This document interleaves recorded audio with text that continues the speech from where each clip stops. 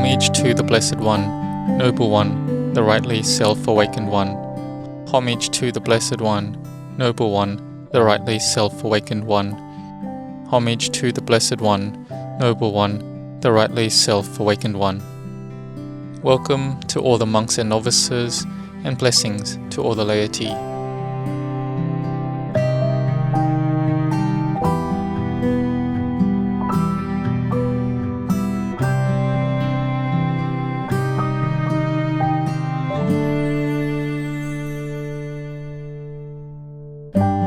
Today we will learn Dhamma about a story from the Mahayana tradition, which is really worth learning and knowing about. This story is called The Buddha Doesn't Discriminate.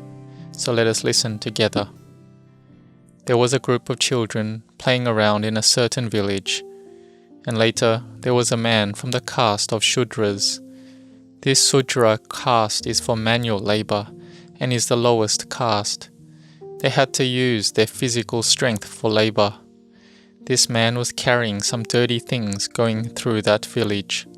This group of children didn't like the man who was working carrying these dirty things, because he was of the low caste. And those dirty things had a disgusting smell. The kids were disgusted. A girl said that he was even making the beautiful flowers smell bad. The group of boys took stones and threw it at the male Shudra who was carrying those dirty things. And it so happened that the Buddha and Venerable Ananda were carrying their alms bowls going for alms round in that village. They tried to stop the children from what they were doing.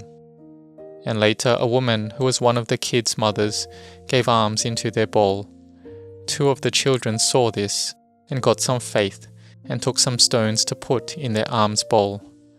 Venerable Ananda was about to stop them, but the Buddha said that it is good for them to take these things to put in our bowl. The Buddha had metta, kindness and compassion, and saw the faith of the kids. But Venerable Ananda wasn't aware of it yet, and was about to damage the faith of the kids. But the Buddha said that this was a good start.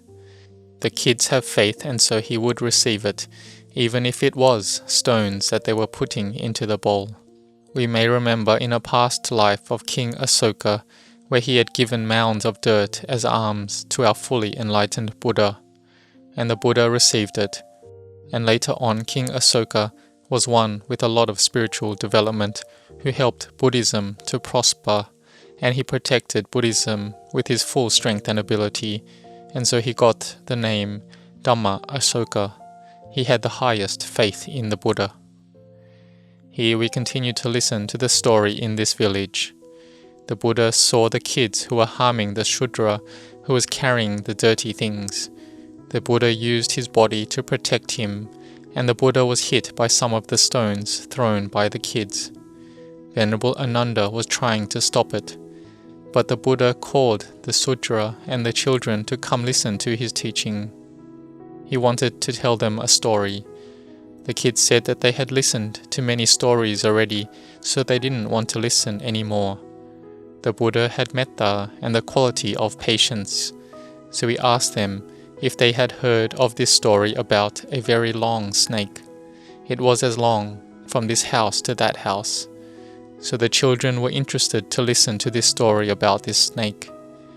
The Buddha told them that usually a snake has the head and the tail. As we know, the head has the eyes. Wherever it goes, it will slither like this. But one day the tail wanted to lead, because it had followed the head for a long time already. It didn't want to follow behind anymore, because it thought it was smart, it was intelligent, so it wanted to lead. But the head of the snake didn't give in, but when it didn't accept, the tail of the snake wrapped itself around a tree, and the head of the snake couldn't go anywhere. So it had to let the tail of the snake lead out in front. The tail of the snake got its way, which had been a long time before it could lead like this. So it kept walking, leading like this in front. And when the tail of the snake was going forward, the head of the snake warned not to go that way because it was dangerous. There was danger up there. But the tail didn't listen anymore, and it couldn't see anything as well. So it kept slithering forward, slithering on, and they fell into a volcano pit, and both the tail and the head of the snake lost their life because of being stubborn. The Buddha said that the Buddha was like the head of the snake. He had knowledge and understanding in everything. He knew the path to end suffering. The kids were like the tail of the snake. They didn't know anything, but they thought they were smart. If they didn't want to listen to this story, they would be someone stupid, and in the end, they could lose their life. The kids slowly dropped away their ego and conceit.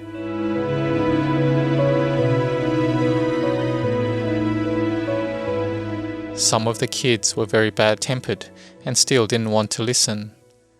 The Buddha gave an example of one boy who had a bad temper, and as he was walking, there were adults who said that this was a good kid, but it's too bad about his bad temper. And this kid got angry and harmed both these two adults. But in the end, the kid found out that he was really hot-headed and bad-tempered. So the Buddha asked the reckless kids that were bad-tempered whether they wanted to be like this kid. The kids likely had a bit of wisdom, so when they heard the Buddha say this, they didn't want to be like this, and so they could put down their ego and conceit. And there were some kids who had the conceit that they were very smart. They had heard many stories, and they didn't want to hear any more stories. So the Buddha gave the example that there was a traveler who went to go tour on a river. He had a vessel of food and was eating and enjoying the scenery. He was probably enjoying it too much, as he let the food vessel slip out and fall into the river. But the traveler thought he was very smart, so he took out his knife and made a mark on the boat. And this was the place where they had to go back, the place where he had made this mark with his knife. This was when the food vessel fell. So when they reached the shore, he had the boatman look for it in the water. And the boatman asked, "Where did the food vessel fall into the water?" The traveler said, "It fell here, where I made the mark." And the boatman said, "You look like you are smart and intelligent, but actually you are stupid. When you made the mark, the boat was not still, it was being paddled all the time. You marked it like this, but how would I know where the vessel fell?" This made the child who was deluded that he was smart lower his conceit and ego. And some of the kids had conceit, ego, and were stubborn, but the Buddha could reduce the children's conceit. Even the Sudra had the view that he was lowly and inferior, and that he was not worthy at all. So the Buddha had the kids ask for forgiveness from the man. The kids didn't want to apologize because they thought he was of low status, and he did dirty things, worked with dirty things.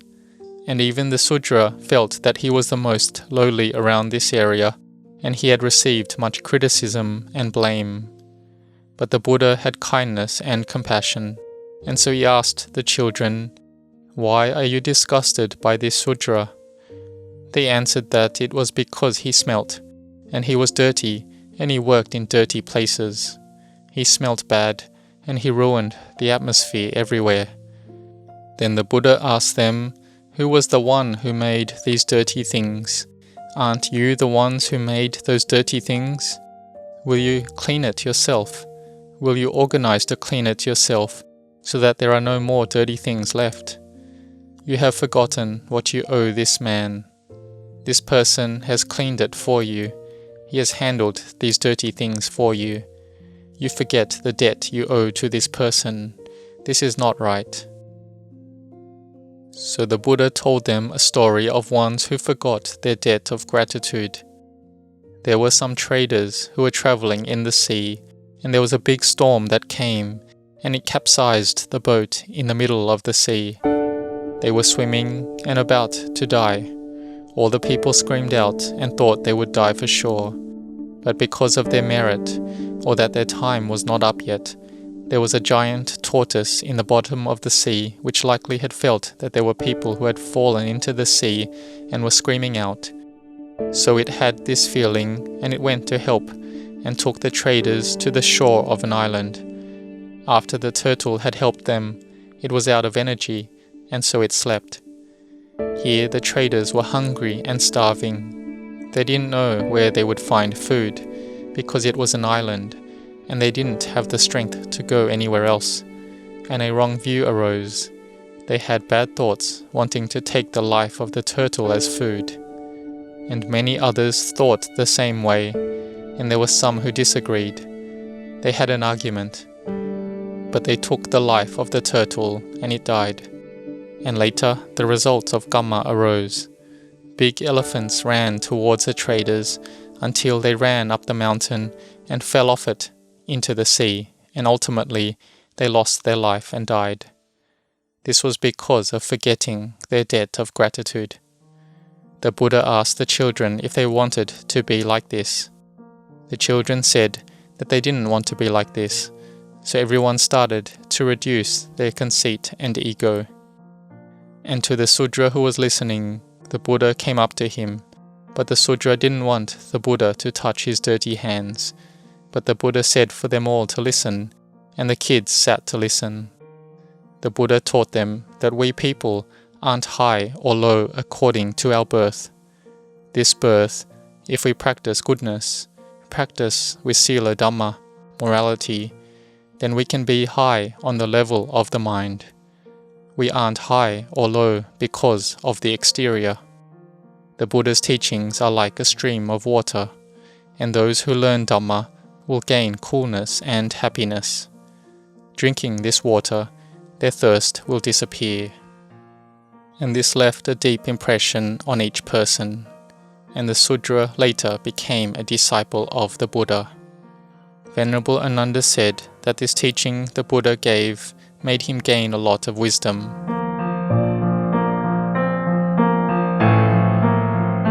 So we can see that it's just a story, but it's probably pulled from some real parts in the suttas. The Buddha taught us to understand deeply about the nature of the minds of people, which is a mind that has Buddha nature already. If we search for this Buddha nature, we train to reduce ego and conceit. We have harmony and unison. We have love and harmony, and then our lives can be lived well. Because even if we are in a high position, we still need to have those under us, and those under us need to have those under them that are on the level of cleaning, whether in the office or the house. If we don't have those cleaning the house, then it would be difficult. We need to be supported by these housekeepers who do the work in the kitchen and clean, so that we can live well. So everyone has worth and value. We should not look down on each other. Those trying to practice Dhamma should have sila Dhamma and goodness. We can see in India that the Sudra caste is the lowest caste, which have rulers, Brahmins, merchants, Shudras, which still exists in the present day. They still hold on to the caste system like this. But when the Buddha attained, he set a new lineage with no different castes. Everyone could develop this Buddha nature. But in this present world, there is still something like the caste system, which is looking down on others based on nationality, ethnicity, or skin color, looking down and discriminating. Even people of the same nationality have prejudice. They look down, thinking, I am rich. Those with everything look down on the poor and those with difficulties. These are some examples. So the Dhamma of the Buddha teaches us to be fair and not to discriminate, because greed, hatred, delusion does not discriminate.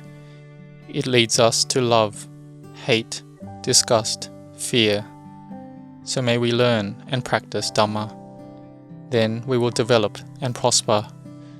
So after you have heard this story, may we understand it and take the principles to practice with. May you all have Dhamma in your hearts.